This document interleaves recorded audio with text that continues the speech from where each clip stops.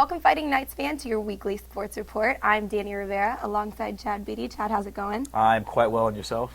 Good, good. I'm doing well. We had a really busy week this week with all of our sports. We'll start with volleyball. Volleyball, we hosted a home tournament. We hosted the annual Courtyard by Marriott Invitational this past weekend, and the Fighting Knights emerging victorious here, 4 wins over the 2 days. We started off first with victories over Fort Valley and Puerto Rico Mayagüez on Friday night, where we also raised the banner of women's golf. And then on Saturday, pulling up some victories over Damon College and Seton Hill. Well, let's catch up with Olivia Coiro and see what she has to say about the tournament over the weekend. Thanks, guys. I'm here with Angie Capel, a senior on the volleyball team. Angie, tell me a little bit about how you guys played this weekend. I know you were named to the all-tournament team. That's a big accomplishment. Congratulations. Thank you. It was a great weekend for us, coming out 4-0, playing at home, and having a bunch of fans there was awesome too. That really helped a lot. We're really coming together closer as a team, and we really are figuring some things out and getting better and better as every weekend goes. It's great. So this weekend we hit the road and we traveled to New Hampshire. Heard you've never been there before, so you must be pretty excited. Tell me a little bit about what we're expecting from these 4 teams we've never seen before. The competition, I think, will be a lot better this weekend. It'll be so much fun going up there with all these girls. Flying will be a new experience for all of us. None of us have flown together, so it'll be a great weekend. The competition is going to be awesome. Hopefully we can put up a fight. Awesome, Olivia. Thank you very much. And when you come back, don't forget to bring me some maple syrup from New Hampshire. Speaking of maple syrup, the men's soccer team started off in a little sticky situation at Palm Beach Atlantic. We played them at home last week, tying 2-2. You know, we had some good goals early on. We dominated the point of possession for much of the game, but an own goal with literally seconds remaining in regulation, just kind of sank us a bit, and we weren't able to capitalize in overtime. 2 overtimes. What were the feelings going on there?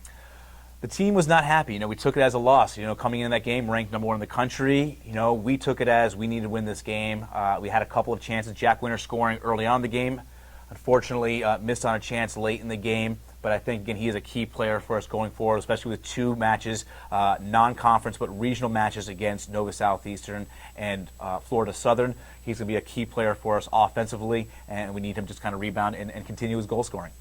So the men's team will be taking on Nova Southeastern at 5 p.m. and the women's team actually plays at 7:30. They're coming back from a big first road trip. How did that go?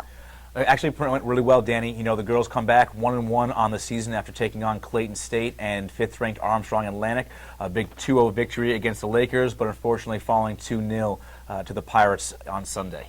Well, let's catch up with Delaney and see what the women's soccer team has to say. Thanks, guys. I'm here with redshirt freshman Caitlin Shaver. Now, you just got the opportunity to start your first game as a Fighting Knight, and you had a great debut. You had 6 saves against Clayton State. Now, tell me a little about how it is going from practice into the actual game. It's a lot different. Last year I redshirted, so I only got to play for spring, which was fun, but the games weren't that great of competition. So it was great going into a good team. They were a decent team. They played well. They were pretty physical.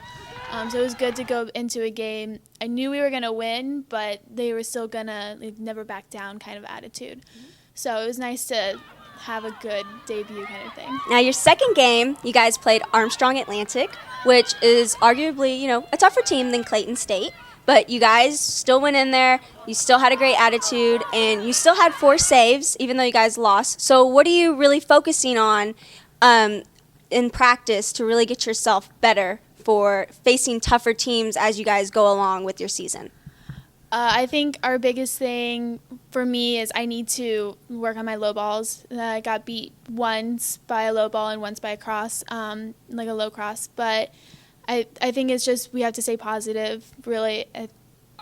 We didn't play bad, but, we had a few mess-ups that led to the goals. We just need to stay focused was our big thing, and that's something I need to stay focused on is being more focused. So I think we just have to stay positive and move on kind of a thing. Thanks for talking with us, Caitlin. And back to you guys. Thanks, Delaney. Fighting Knights fans, don't forget that this Saturday will be the home opener for our women's soccer team at 1 p.m. against Florida Southern, followed by the men's soccer team will play at 3:30.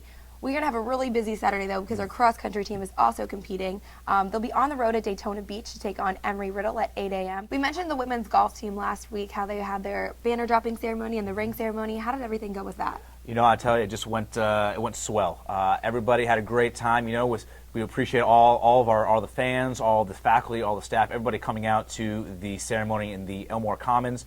Thought it was a great time there. All the girls receiving their plaques, and then later that night, you know, who can go wrong? What can go wrong with going to Ruth's Chris and having a nice steak and getting our ring? So it was a great night, and I think the girls really enjoyed it. And I think again, the cherry on top was dropping the banner, seeing number 21 raised in the rafters during the volleyball match, and I think everybody's had a great time overall.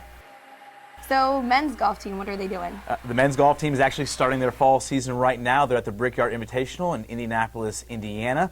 All the results will be able to found on LynnFightingKnights.com. For all of the men's golf results and all the other sports in Lynn Athletics, you can always go to LynnFightingKnights.com to check out the latest.